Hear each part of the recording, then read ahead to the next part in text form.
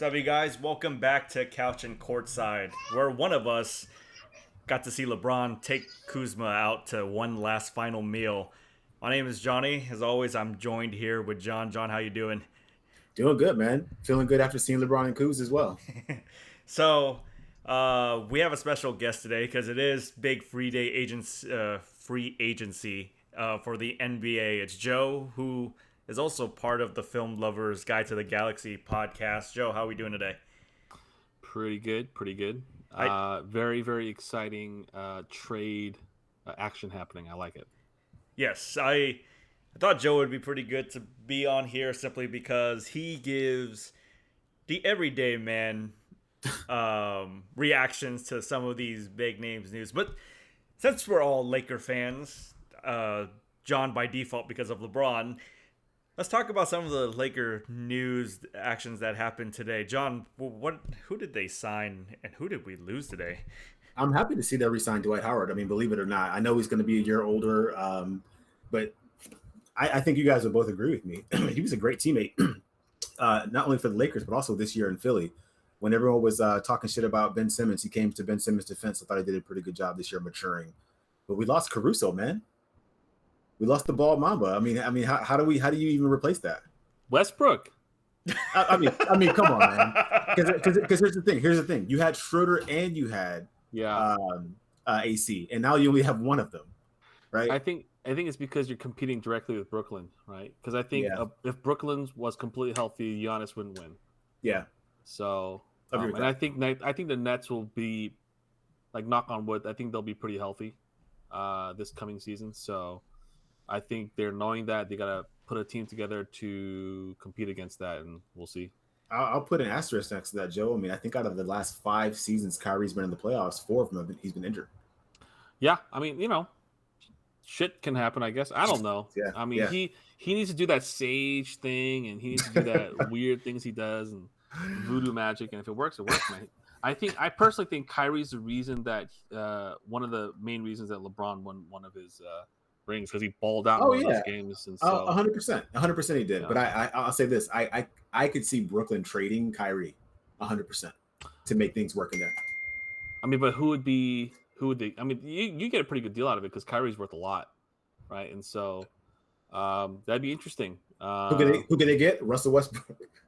Yeah, I mean, the thing is, I think LeBron. I think the biggest thing I like about LeBron, he does well with working with players. I guess he's a pretty good chameleon in that way. Absolutely. So I'm really hoping that he can take the best things of Westbrook and highlight those, and maybe bring down the parts of Westbrook where maybe he shoots a little bit too much or he chucks a little bit too much, and just I don't know. So, like, I don't know. Westbrook is kind of a fiery personality, right? Yeah, he's a wild card. But the weird thing is, I think outside of the game, he's a pretty nice dude. Oh yeah, same with Kyrie, right? Yeah, I think so too. Yeah. I mean, Kyrie's a little bit crazy, but yeah, he's a nice dude. So. When you think about Westbrook on this team, I think defensively this team just is able to cover the floor more if everyone is healthy, right? Right. But you talking about bringing the best out, LeBron bringing the best out of people. I think the only way he can bring the best out of Westbrook is when he's sitting on the bench. Look, someone's got to prove me wrong on this, but Westbrook needs the damn ball. Lakers need shooters, and yes, they just signed Kent Bazemore. Wayne Ellington. Did they? Wayne Ellington? Hey man, the man can shoot. They signed Bazemore though. Yes, they did get Bazemore. They just need signed a couple dudes to shoot threes. That's it. Like, they need like a ghetto JJ Redick. That's all it is. Well, get it. You just signed JJ Redick. I don't get it. No, is JJ be way too much money. I think JJ would come for very, very cheap. All I'm saying is that they need to be able to space the floor, and I agree with that. Last year we kind of see what happens with Drummond when he's there with AD and LeBron. But the thing is that now we're going to ask if LeBron is willing to defer to Westbrook on certain possessions. I think when he did it in the Cavs with Kyrie was peaking at the right time. Westbrook, love him to death. This guy isn't peaking at the same moment, right? This guy's kind of on a down end. And he does... You can't change this guy's play, his skill set anymore. This is who he is. And so we're going to have to accept that. Defensively, we're going to be fine. But if you can't love him at his worst, Brook, you can't have him at his best, Brook, baby. Let me ask you this, because everything that both you and Joe are saying, I 100% agree with. Let me ask both of you gentlemen, what is your ideal stat line for Russell Westbrook next year? 10. I think that's going to be tough, too, because getting 10 boards... You're right. That means he would have to rip it off of LeBron's hands. We're talking a season average? Yeah, give me a season average. What do you ideally want him to do next year? I mean, ideally 10-10-10 is great, but I think realistically speaking, NL work for the team is something like 14 points, 7 rebounds, 8 assists or something. I was going to be a bit more outlandish on that. I'm sorry, Johnny. I know I asked you guys a question, but you go ahead first. I apologize. I was going to say 15-10-10, but it has to be on 60% shooting. That is the most ideal thing. But we're not going to get to 60% shooting. But that's too much. It's too much for me to ask him to be a smarter shooter. Come on, man. 0%? No, there's no guards out there who have high volume. 60%. But I'm not asking him to shoot the ball. Like I can see true shooting percentage 60%. Okay. I'm just saying, I want him to take the occasional 3 to keep people honest, but when he drives, he's got to get to the lane, and he's driving to score and not driving to take that mid-range jump shot, which at times seems like it's money all day, but there's days where it's like he's building a castle with all those 100%. Bricks there. My ideal stat line for Westbrook next year: 16 points, 8 assists, 5 boards. Right. And I'm going to be a bit more generous than Johnny. I'm going to say 50%, 50%, with him taking more shots in the interior than the exterior. When the Heat were the big 3, Ray Allen took a huge hit on his stat lines, but he was a super good role player, right? Because he's efficient. So, right, because he's a godlike 3-point shooter. So I would expect that kind of drop, but the increase in efficiency would be better, right? So you want, like, I wouldn't even be, I mean, Westbrook would be okay with it, but if he scored like 8 points a game, but like got like 12 assists or something, that'd be fine too. You're looking at a good Jason Kidd, right? Yeah, right. I just have to see it to believe it, because that it literally means that we have to assume that either Westbrook or LeBron is going to be able to catch and shoot on any of those wings. LeBron, I don't know. LeBron doesn't catch and shoot, I don't think, right? Neither does Westbrook. Or That's why signing Bazemore is a good signing. Look, I get it. Wayne Ellington was Bruce Wayne for me in NBA 2K 18-19, but come on, man. We can't be excited for signing Wayne Ellington. Let's not get nuts here. Okay, thank you. I mean, I always think look back to the golden years of the Lakers, like the early 2000s, where it was Shaq and Kobe, but then the role players did their job, right? They spread the floor. Robert already won everything, but like, like a decent 3-point shooting. Rick Fox. Rick Fox. There you go. Like, it just, these guys aren't necessarily, superstars, but they fit the piece perfectly, and so the machine was working well. Wayne Ellington is not Rick Fox. So let's not get. He's not. But again, but you know who could be Rudy Gay could be Rick Fox if that happens. If that happens. Yeah, but if these dudes can make like 3 threes a game, I'll be okay with it, I think. Cool. One more thing, Johnny. Yeah, I'll say this too, right? The Lakers in 2020, they won the championship shooting 35% from the 3-point line. The Bucks this year, they won the championship shooting 34% from the 3-point line, right? So 3-point shooting isn't always everything. No, but needed to get there. It's the great equalizer. Yes. It's the great equalizer. Yeah. Okay, so let's move on. Like I said, there's a lot of different free agent signings. We'll start with Joe. Joe, what free agent signing did you see today that made you say, what the fuck? Like in terms of I was surprised or this is terrible? You tell me. I'm asking you. Okay, I would say that I'm a little sad to see Alex Caruso go. But I think that deal was like, I think he was slightly underpaid. I think he deserves more. But then I think fondly of Alex Caruso. Everyone thinks fondly of Alex Caruso. Because I don't know, he had such a good, and I say this for all players: get the bag, no matter what. And he's a pretty young guy; he should always get the bag. And this is coming from a fan standpoint. I've just seen too many players. We're talking Isaiah Thomas and all that kind of stuff, where they get screwed. Same thing with Jeremy Lin; he got a little screwed and all that kind of stuff. So I personally do not feel bad in any way when a player chooses to chase the money. That's fine. So in terms of that, Alex Caruso, $37 million. I think Derrick Rose re-signing for a $43 million to go back to the Knicks. That was pretty interesting as well. But it is the Knicks though, so that's always kind of like, Hey man, they made the playoffs this year. That's nothing get nuts. God, it's the Knicks. I mean, I think they're still the most valuable team in the NBA too, which is, I guess, it's just location. And finally, and I don't want to eat up everyone, but Chris Paul's 4-year, $120 million.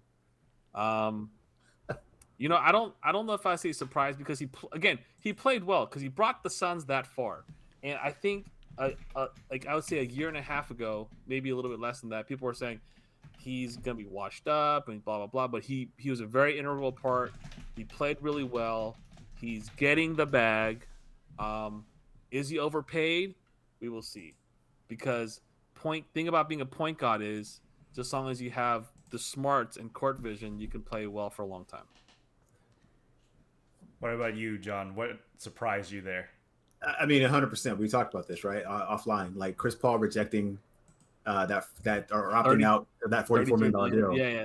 Oh man. I mean, to get 120. So you were right, Johnny. Right? He had something in the bag or in the works with Phoenix, but he's going to be 40 years old at the conclusion of this contract. Yeah. And while I agree with you, Joe, like he got the Suns there. Like I don't think the problem is that Drew Holiday is still going to be there, right? every single time Chris Paul was trying to bring the ball up the floor this year, Drew Holiday was there. He's a freaking wall. He's a wall. Amazing. So I mean, Chris Paul's getting older, right? And Drew Holiday is just kind of entering into his own prime. He's only 31 because I think he's the first player born in 1990 coming to the NBA. Oh my god! I know, isn't that crazy? Okay. Yeah. So that was eye popping to me, and the fact that the Suns were willing to give this to them. Look, I'll say this though, I do trust James Jones. He's a great GM. He was a great player. So I trust his insight. But if I had to say just like a WTF moment, there were probably two. The first of which is Evan Fournier. I mean, the dude got $73 million. Hey man, Evan Fournier. Hey, I don't necessarily disagree with that. Evan Fournier. You know what it is? That guy's a really good shooting guard. The new baseline is superstars get 40, all-stars get 30, good players get 20, and bench gets 10 per year. So he's making, I think, more than Tim Hardaway Jr. Yeah. Well, I mean, look, we got to go with the Lonzo. The Knicks got to overpay to get free agents over there. So I mean, all right, okay. I forgot. Lonzo was the other surprise. I think Derrick Rose re-signing and then getting Fournier there and Noel back, it was just good, right? Because they lost Reggie Bullock, and I think Fournier is just, to me, just the better shooter, and he can kind of create some of his own shots when he needs to. I just think that him in Boston just really didn't work as well, but in Orlando, the guy was just balling. You know what I'm saying? 100%. Okay, so there's a couple WTF moments. Can I add my second one, Johnny? I apologize. Doug McDermott. That dude got $42 million from the Spurs. Okay, like that dude is consistently securing the bag. Look, I raise you one white basketball player to another white basketball player. Look, Duncan Robinson is a really great shooter. Like, he's not good, he is a great shooter. 5 years, $90 million? You gotta be. I don't know what the Heat are doing right now. I love Jimmy Butler just like anyone else. But what was his contract? Joe, tell me what he re-signed for. Jimmy Butler's $184 over 4 years. $184 over 4 years? You gotta be effing kidding me. I love Jimmy Butler. I told you, man. He is one of John knows this, and Joe, you know this too. He is one of my favorite players in He's the a league baller. today. He is a baller. But is he a $184 million baller? Absolutely not. Well, here's the thing, though, right? So, I mean, he's what, top 40, 30? Where are we at here? Where are we putting Butler? He's top 30. Yeah, he is top 30. Talent-wise, yeah. I think as soon as you're looking at top 30, you're looking at there's only 30 teams in the NBA. Correct. So, look, man, like the max has to be given to somewhere, and he qualified for the max. Secure the bag, buddy. I'm just thinking that lineup right now. It's like you're gonna have to pay Bam at some point. Yes. Right? They already paid him though. He got an extension. Okay, Right? that's right. Yeah. But I mean, that lineup doesn't seem all that bad if you think about Kyle Lowry, which he's gonna sign there. I'm pretty sure it's gonna be a sign and trade, and Dragic is gone.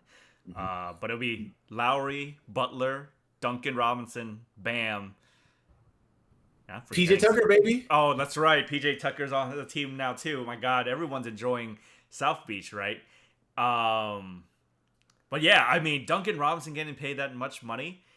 But one of the things about free agency that set all this off, we were in like a group me message text, and Joe's all like, "Is Lonzo a good player?"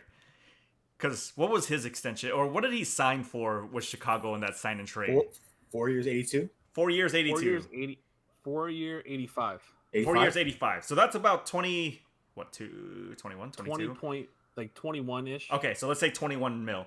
And he's all like, what was the comparison? What were you asking? No, I was saying, first of all, I guess the question is, like, I'm happy that Lonzo Ball is making $20 million a year. Oh, let's get all this out of the way. We understand these guys are making money. Okay, all right, fine.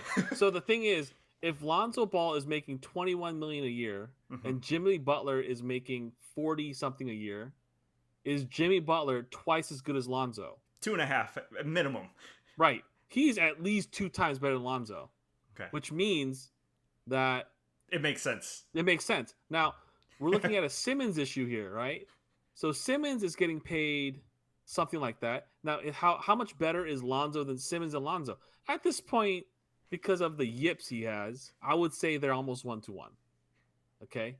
They like are Lonzo will chuck. It's fine. And Simmons will give up the ball with the wide open layup, which is a problem, right? So let's say that Simmons is worth $90 million. He's getting paid double that. So the question was, because I'm thinking Simmons is it's gonna be difficult to offload that from dollar to dollar standpoint. So who is gonna take on what is it, $180 million over 5 years or whatever he's getting paid, because he's got a fat extension and he's like year 1 in, year 2 in. Like, you got to overpay by double. And Johnny was saying, yeah, there's gonna be a rebuilding team that will take on that, but I have an answer for both of you. What? John Wall.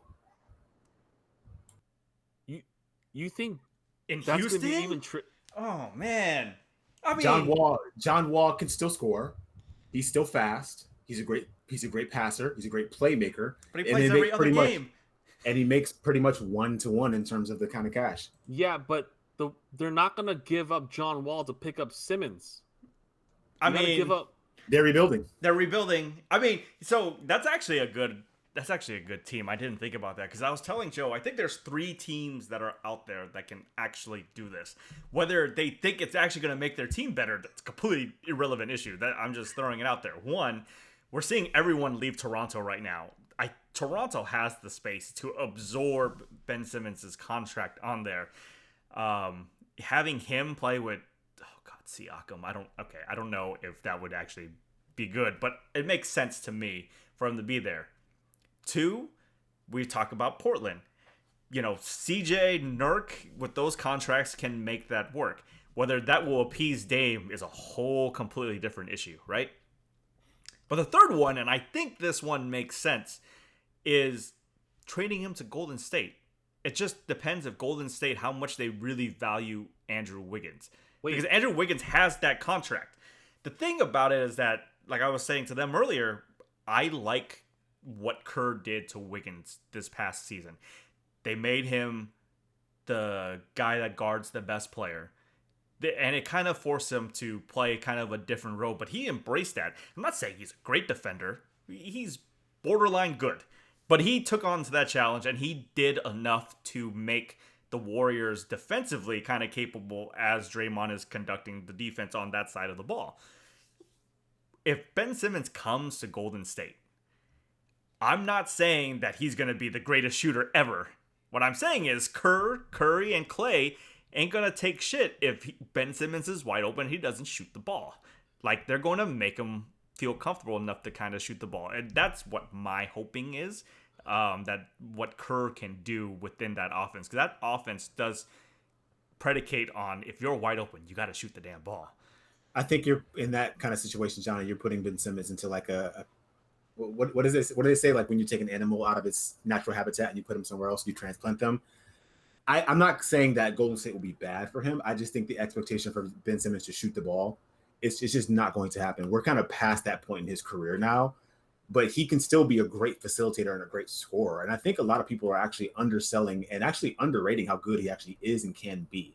Part of the problem in Philly was the log jam between him and Joel Embiid, right? So you remove that from the equation, and a team like Golden State, who has guys who are going to be on the perimeter, you potentially have a match made in heaven there, right? Because he's going to find Clay and Steph all the time. Correct. Right. But I also think that, like, at some point, this guy, his floor is Ricky Rubio and his ceiling is Rajon Rondo. It Why all depends. Rubio? Is Rubio scared of the basket too? I've never seen this before in my life. Yeah. Where the guy just doesn't want to shoot the ball. He gives up. No. It's like he layup, pass. Okay, that was Draymond Green. Draymond Green does that. Draymond Green does that too. Hey man, if Draymond Green, if Simmons can give me all that defense and 10 rebounds and 4 steals, cool, man. I'm cool with it. For sure. Yes. The biggest problem is just the fact that he's it's like 2 years into his 5-year contract. Mm-hmm. Don't forget the Warriors still have Steph is up for a renewal next year, right? This offseason. Yeah, right. So you got to pay Steph, right? You just got to pay Steph. Clay's on the books for another 3 years. And thing about Wiggins is he's off the books in 2 years. So he's on the tail end of his 5-year thing, right? So it's the big problem is you got 4 years left onto his contract you got to take on. And it causes such roadblocks, Yeah. That doesn't change the fact that he could still be a good interior scorer. Right. And I think that he could potentially, and this sounds crazy, that he could potentially be an upgrade over Draymond Green as Draymond gets older. Correct. I mean, I guess, but it's all speculation. We were hoping that we're having this weird downtrend of Simmons. I don't know what the fuck's going on. This guy's 25. Yeah. This is he should be going up into his prime. It's because no one's ever, Kobe, I think, said in an interview before, and people played that clip about him saying that, Ben Simmons is going to regret it if he doesn't learn how to shoot. And we're starting to see what that actually looks like. This guy cannot be classified as an all-star. He can be a defensive stalwart. He could be a better version of what Draymond Green is. But at least Draymond Green, from time to time, will shoot the damn ball and not be afraid that he's shooting the ball. He understands. And I think that's what bothers everyone, especially someone like me, that's if you shoot the ball, you're making people be honest when you're playing, so then it gives you more ability to drive, which you can now, lay it up, dunk, or even pass the ball out. But he doesn't even want to do it. So if you're going to be like that, I'm just going to play down, sag off to the paint, and you're never going to see the light of day. Right. It's basketball 101 for these NBA players, and it just doesn't make sense to me. So let me ask both of you guys this, and I'm gonna ask the question, and then I'll let you guys answer the question. Is Ben Simmons playing out of position? Yes, 100%. He's not a point guard. He isn't. He is what you think. Does he catch and shoot? No, he is Draymond Green, and Draymond Green doesn't play point guard because when he did, when Curry was hurt, you saw how shitty that team was. He isn't a person that orchestrates the offense. He is there to make the offense flow. He can keep the engine flowing, but he's not there to orchestrate it. Well, the thing is, has there been a extended number of games where he played that weird position and it worked well? like a weird facilitator? He's in Philadelphia. He's always been the point guard, and I think isn't the point guard still a facilitator though? Correct. More or less. That is what their job is to do. But I know, but the point guard also has a lot of different duties, right? You're calling the plays. You're being able to survey the offense and the defense that they're playing to be able to run the right plays if your coach is allowing you to do that. So you want him to be defensive player of the year? Yeah, he's a top 5 defensive player, right? He can slash when he needs to, and he makes sound basketball decisions. But I'm not giving him the keys to run my offense because he can't do it. Because when the Sixers needed him most, he decided that a wide open dunk wasn't worth it because if he got fouled, he would have to shoot free throws. We haven't even talked about the free throws yet, man. Yeah. I mean, when you're afraid to shoot free throws, it messes up how you play basketball. We saw it in full display that series, right? Which is funny because I think we were spoiled with Shaq, and then now we saw Giannis do it. Like, they'll take it. Yes, I'd rather groan about you missing a free throw than you being afraid to shoot a free throw, because it's still a free throw. It's still a free shot. Like, you know what I'm saying? Let's not forget, Drew Holiday dumped off a ball to Giannis, I think in game 1 or 2 in the net series, and Giannis mishandled the ball, went through his legs. Yeah. And everyone was saying that, it was because he was afraid to shoot the free throws. And so the crazy thing is that we saw the growth, maturity, and development of Giannis in like real time. Whereas we saw, to Joe's point, the regression of Ben Simmons also in real time. There an element of this too. And I know that this is like, you're like, what do you mean by this? But like, there also is an element of like the atmosphere he plays in too, right? Philly has the fucking hardest fans on anybody in all of pro sports. Right? Yeah. You take him out of that environment and you put him somewhere where people aren't as like mean and ornery. Then you could put him in any like middle tier team. Put him on the Timberwolves. Houston. Yeah, or that. Yeah, just right. The thing is, you're saying that he plays this weird defensive role. That role is not worth $35 million a year, though. I agree. I definitely agree with that. That's really what it is. I definitely agree with that. But they paid him on what they thought he was going to be. Yeah, of course. I think the assessment was good. It makes sense because a lot of these people, you have professionals analyzing everything, and I think that the gamble felt solid at the time. And I don't fault any of the staff or anything or the administration for doing this. It's just I don't think I've ever seen this kind of extension and this kind of regression, like this kind of disconnect. It's a first for me. So like if anything, I'm seeing a weird like Andrew Bynum like projection here. Okay, you got Andrew Bynum is 33 right now. Okay, so I don't know. It's just I hope not. But we'll see. We'll see. I concur with you, but what we have seen in the past is guys who have ordinarily played like, mid-tier players play like all-stars to get their contract. Yeah. Right. And so we're just kind of seeing like the continuation of that through that contract. And he's not that guy. He's not the guy who we thought he was. He just had a contract year and he probably balled out. Because it was an extension. It was an extension, right? Yep. Yeah. Max extension. So they had to give it to him. Yeah. I mean, it's just an unfortunate situation.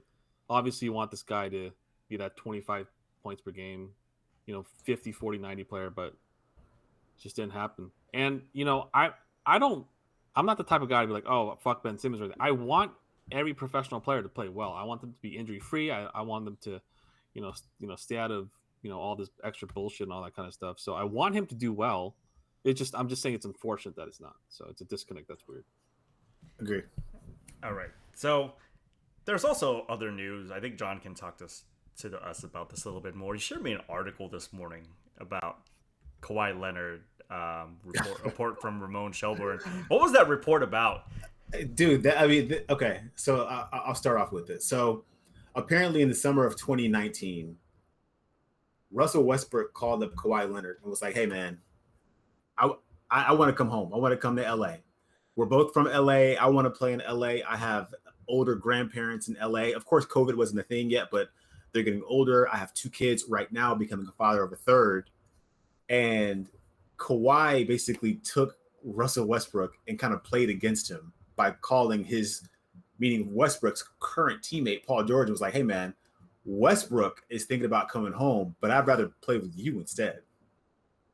And so, therefore, Paul George forced his way out of Oklahoma City after saying he wanted to be there, after doing the whole performative thing. He was like, I love OKC, I'm coming back, all that shit.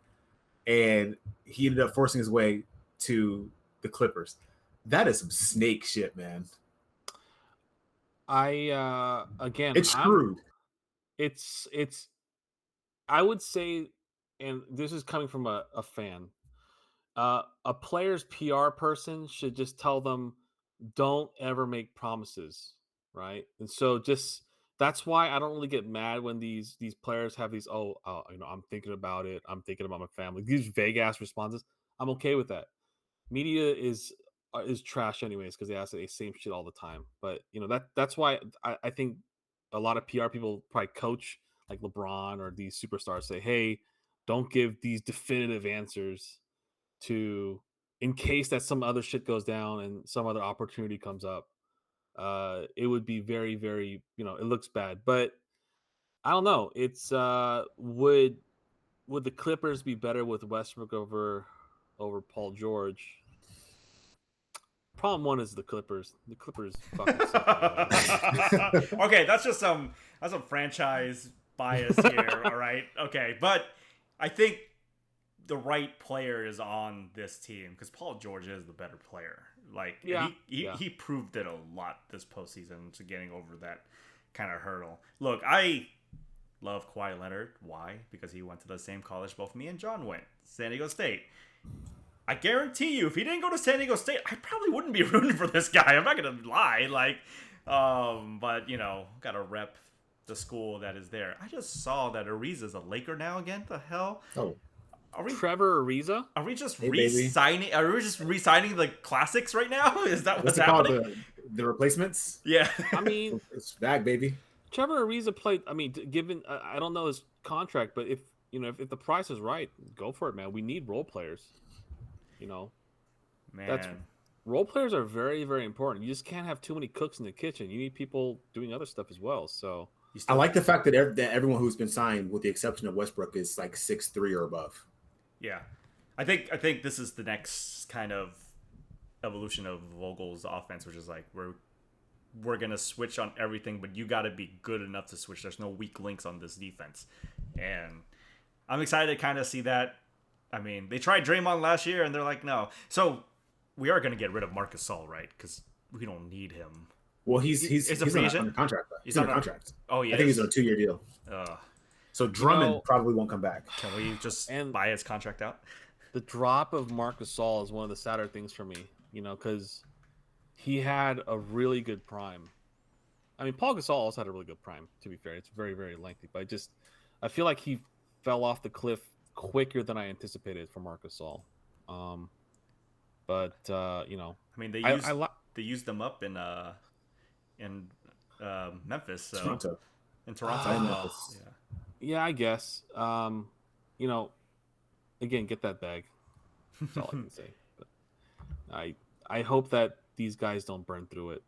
I see. I don't know. I'm not even, this is gonna be slightly off topic too, but just stop buying stupid shit. Put it into like an investment account. Just chill, man. You don't need that 8th car, but So let me ask you guys this. I know this is completely off topic. I know that we were just talking about the Russell Westbrook and Kawhi thing. First and foremost, I do like the fact that Kawhi went to our San Diego State. I actually worked with his wife at Geico, right? Like, I didn't know her, but like we were working there at the same time. I've seen Kawhi in person several times. Saw him at Chipotle and Poway when I was working at Geico as well. I saw him after he whooped the shit out of the Heat back in 2014. So I got respect for the dude, but the dude has snake tendencies. With that being said, I want to ask a question that Joe just mentioned, because I have been thinking about this for a while. The average NFL player This is still sports tangential. The average NFL player, like Joe just said, goes bankrupt after about 3 years. The average NBA player goes bankrupt after about 5 years. Would you rather experience some sort of wealth and then lose it all, rather than not have any sort of wealth at all and just be oblivious to it? Man, I'd rather be one oblivious is like to it. being. I don't. Well, I can see two ways about it, right? I think this is a clear question of like, do you need to see shitty movies to know what a real good movie is? And to me, it's like, do I really need to experience that and then lose it to know that, hey, I can gain it again, or can I just like leave it off No, my memory? the better analogy would be you would be watching mediocre movies for the rest of your life, or watch the 5 best movies of all time and then 5 shittiest movies of all time. Not even Forever. 5 shittiest. Forever. You would see the 5 best movies you'd ever see, but every other movie you see from here on out is going to be Exactly the worst of the worst of the worst. It'd be cool. I mean, because I've heard of people who blew, like there was a lottery winner in UK who did the same thing, and he did the coke hookers and all that kind of shit, and went right back to his old job, 50 pounds heavier, right back to square one. And so he did exactly your question, and I don't know, he had a good 3-4 years. I mean, okay, but what does that do to your life, right? So you still haven't answered my question. I think it fucks you up. Yeah, I think it's like mentally it fucks you up a little bit. I think for a lot of these guys who get this manic high and this manic low, that's how it leads to like suicides and shit, man. It just you get this crazy rush for 3 solid years, and you just get like super depressed after. And so I would say it's dangerous. Now, would I personally do it? It's hard to say, because it's different when the money's in front of you, right? You can say a lot of things, but you know, I have a pretty low cost of living, so to speak, but give me 30 million and it'll change real quick. but most of these guys never even see 30 million, man. Here's the thing though, with the kids nowadays, right? They've been coddled their whole life, right? So it's not necessarily these kids from the projects all the time. These are like 5-star recruits from 8th grade. So they've been told their whole life, you're the best, you're the best, you're the best. Boom, NBA, you're the best, you're the best, you're the best. Boom, $100 million contract. So there's not a lot of stories where like, my mom, my mom was a single mom of 5 kids and we were struggling to eat. Like, I don't think I see that many stories anymore. I don't know about the current draft, and because I think if that was a story, like NBA would just put that up all the time. But it's I don't know. There was a story done about that kind of thing where kids that are coddled like that, and they get to the NBA and they're like not superstars, but they're bench players or role players. It really fucks with their psyche. Absolutely.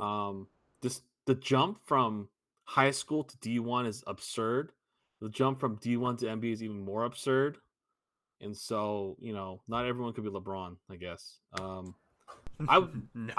You know what? Hypothetically, I will do the coach for 5 years. I don't know, man. It's just, look, man. Billionaires are going to space, right? Fucking billionaires. That money can buy everything, and there's some crazy shit you can do. It's true. I mean, assuming religion is fake, but you only live once. Sure, there's not a lot of people that can say I went through 100 million, right? Yeah, so, yeah.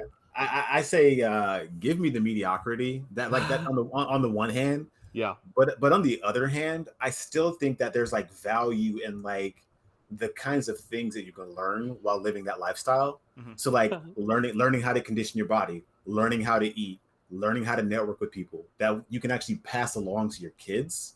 And so your kids could do it better than you did. I think that's a very, very romantic way of looking at it. I think a lot of these dudes just buy $4 million in chains and cars that get repoed. You're 100% correct. Yeah. And then they sit there and they're like, what could I have done differently? Son, daughter, don't do this. Oh, man.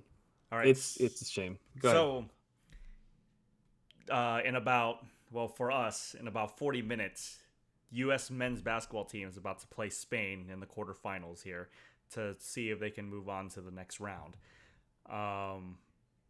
The odds right now, USA is minus 800, Spain 550. The spread is USA's favor is at a minus 12.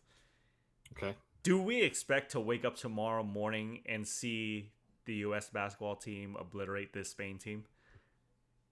Obliterate is we're looking at a 12-point. We're going to win by double digits. Well, are we going to win the game, and do we cover the spread? I think they comfortably win. I think the spread's going to be very, very close. Man, first of all, whoever the math, I don't understand the math behind the Vegas spreads. They are so fucking good. It blows my mind how good they are. Like, it's pretty rare for them to be off by that much. I would not be surprised if they won by 13 points. You know what I mean? I think it's going to be it'd be a good bet that the U.S. is going to win for that one. Yeah. Spain's team is just getting a lot older, right? Yeah, I mean, they're led by both the Gasol brothers, Gasols. Ricky Rubio, Rudy Fernandez, which I'm like, Rudy shit, Fernandez, you're still baby. on this national team? Damn. They are older now, but should this be a cakewalk for the U.S. basketball team? Theoretically, yes. Right. Based off of, like Joe just said, like what the spread looks like, yes, but you never know what could happen, right? I mean, are they actually accounting for the differences in rules, FIBA versus NBA? I'm sure they are. I mean, the math is insane. Yeah, like they're so good. Yeah. I would say that just if I was a betting person, I'd say U.S. would still win it all. All right. That's what I would say. So yeah, after this podcast, I'm definitely going to be checking out that game until I get too tired and go to sleep. But also me and Greg, who is a part of Mortal Kombat podcast, he had both me and John pick teams for the Olympics right now, and to see who has the most medals. Right now, John, as of 1845, I am in second place right now at 119 because Australia is doing work. They are making a comeback with Canada and New Zealand getting the titles. But luckily for you, John, you are tied for fifth right now. You guys picked a country. Is that what it was? So he a basket of countries. Yes. So he basically divided countries up by where he thinks most of the medals, like A tier, B tier, C tier, D tier. Yeah. Okay. So, but we eliminated teams like the U.S., China, those big name ones that wouldn't be it. So because we want to root for another country. So yeah. I was the only one that picked Australia, and Australia's been picking up medals. Even though Japan seems like a really smart pick. My countries I'm rooting for is Australia, Canada, New Zealand, Argentina, who's only gotten one medal so far this whole Olympics, and South Africa. What, one entire medal? One entire medal. That's nuts. Right? You, sir, you picked Germany, Brazil, New Zealand, Argentina, like me, stuck with one. But hey, man, Sweden got you 9. There we go, baby. One of the happiest places on earth. Right. You know, small tangential thing. I always found that the Olympics was kind of odd because, like a lot of the more popular sports, let's say for gymnastics, for example, I may be wrong here, but I think you have to be rich to get a gold in a gymnastics. And what I mean by that is these girls are obviously they start at like 3 or whatever, and they get I'm sure the parents are like, all right, this my kid shows potential. I go to the coach that I paid $1,000 per session or whatever. The Olympic coach like, this has potential. We're gonna go ahead and do gymnastics for 14 years, and you got to pay for all of that, and then you win gold, right? Awesome. And U.S. I think the U.S. pays like $10,000 or something if you get gold or something, and maybe you get a Wheaties, whatever. But for the most part, here's the thing, though. My thing is, what do you do aside from maybe doing social media clout? What do you do as a gold medalist in the Olympics for, let's say, skeet shooting? Like, or what like a perfect like, representation of the U.S. winning right? gold in So, shooting. Yeah, or whatever the case may be. It's just or like, like these obscure sports, like, because gymnastics is pretty big, but just like it's not sustainable. Just keep in mind, Joe, it's no different than the NCAA, right? Right? Yeah. You have it's like it's right. It's kind of the same thing. Yeah. You have these sports that kind of carry everything, and you're right. It is kind of unsustainable because of the fact that the high costs that go into it. Yeah. Also, the issues around the gymnastics team. God, Let's not get into that. Yeah. But you have these other sports that are obscured by the main sports, and they're just being carried. It's just you spend all your life training and all that kind of stuff, putting the money in to become, let's say swimming is really popular, and I'll keep it short. In order to become like a gold medal swimmer, like, whatever, you got to be swimming for your whole life. That's all you do, right? Yes, because someone from my school actually won gold, Lee Kiefer. She was a fencer, and she actually went to medical school at the same time. Nice. That's killer. I heard about that. Yeah. Okay. But that's pretty rare for someone to be in like a professional school and be like this. Most people just focus just on this. So what do you do aside from rare exceptions? You take up another job after you turn 30. So I feel bad. So that's all I want to say about it. I feel like I don't know. I don't really have a solution for it. I feel like it's just once in every 4-year entertainment thing for the world. I don't know, man. You win a gold medal, you're enshrined in like the history of the world. It's once every awesome, 4 man. years. So who won archery in Olympics? Who won gold? Obviously, it's not the U.S. because if it was, I probably would have known. It was Korea. Like what who gives a shit? That's the thing, right? Every 4 years, you can't. Aside from like the big sports, no one can name anything, right? And so it's supposed to bring countries together with these sports, man. We're supposed to. Yeah, but that's why it makes me happy when I see people that can make money off the clout of winning gold. 100%. Right. So do your thing, like Michaela Maroney. Do your thing, get that bag. She's doing commercial, all that. Awesome. Do that. So I'm hoping same thing with that. Yeah, same thing with the girl who replaced Simone Biles. I'm so sorry. Last name is Lee. I can't remember her last name. Yeah, the Hmong girl, right? That's starts with an S. Yeah. I hope that she, whatever she does, they said a potential 7-figure deal for her. Good. But Get again, it's because she did well in like a very, very high profile sport. And opportunity arose for her, right? Like it took someone to bow out for someone to come in. That's opportunity, man. Christopportunity. Isn't Simon? But isn't she back now though? Like she's coming back. She's coming back for like good man. I hope she kills it. Me too. I'm all for her to kill it. Yeah. So. Me too. Cool. That's my spiel on the Olympics. All right, guys. Before we wrap everything up here, John, where can they find us here? Couchin Courtside Pod on both Twitter and Instagram. You can find Johnny at JNo11, JNo11 on Instagram and Twitter. And you can find me at JSpeed04, where I actually just gave a shout out to Isaiah Rashad for doing an AMA on Reddit for his new album. So shout out to Isaiah Rashad. Joe, where can they find you? Dude, I don't do social media, man, because I'm just pretty boring. But good for you, man. Good for you. I'm hoping Kanye West listens, and I need you to release that album. That'd be kind of nice. 8/5, right? August 5th? I don't know, man, but if he's still stuck in the Mercedes Center and living in like a basement, I really hope that whatever he does works, and whatever his methodology works, Donda's hopefully smacks, and I'm looking forward to it. So that's all I got. All right, so we're gonna end it with this. Joe, he's the resident would you rather guy. So ask us a couple questions as we end this. Yeah, I'll keep it quick. Would you give up your sense of smell and taste to be LeBron, or like a superstar in a major sport?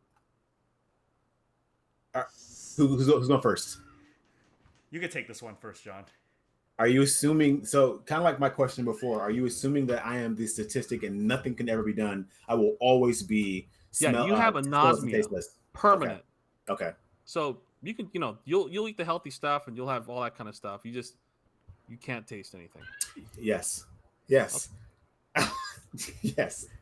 It's just some people, they just can't do that. One of your five senses. That's all I'm saying. That's fine. Cool. Before I answer, I just want to say, hey, Dominic, thanks for saying hi. Yeah, I agree with John. Oh my God, man. But the smell of food, dude, like, it makes you. But I guess if you're losing your taste and your smell. Well, smell is like 90% of taste, but I'm saying both just to cover all the bases.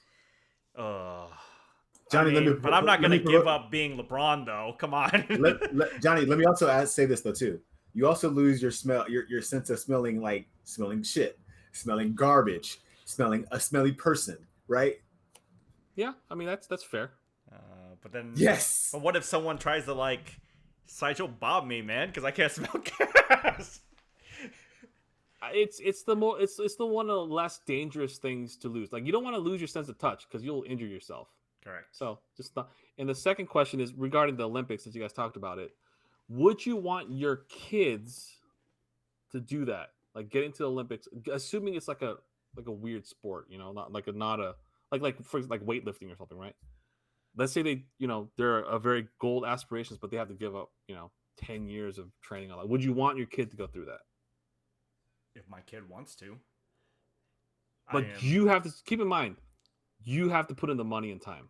Oh, I mean, if the decision was on me, I hope that I have lost my sense of smell and taste to have that LeBron money, so then I can support my kid. Can't combine this shit. These are separate. These are separate. You're like, because it's different if it's like, hey, Dad, I don't play baseball. Fuck yeah, I play baseball. It's shit's, it's cheap. You just go and then you get drafted by minor league, and now you're rich because the kid's doing well. But Olympic is like a negative asset. Well, here's what I would say. Let's say it's for like swimming or something like that, right? I'm like, okay, go ahead, do your thing, and then I'm gonna find those coaches, and I'm gonna look them dead in the eye and be like, you better tell me my son. Look, I make this amount of money. It's not like you can swindle me out of this money. Either you tell me my son or daughter has a chance to be one of the greats, or they just need to just go back and swim regularly. That's it. Because if you say it's going to be one of the greats, then okay, I'll figure out how to pay for it. So you would live in abject poverty for them to be gold. And the thing is, like I said before, the gold doesn't do anything at the end.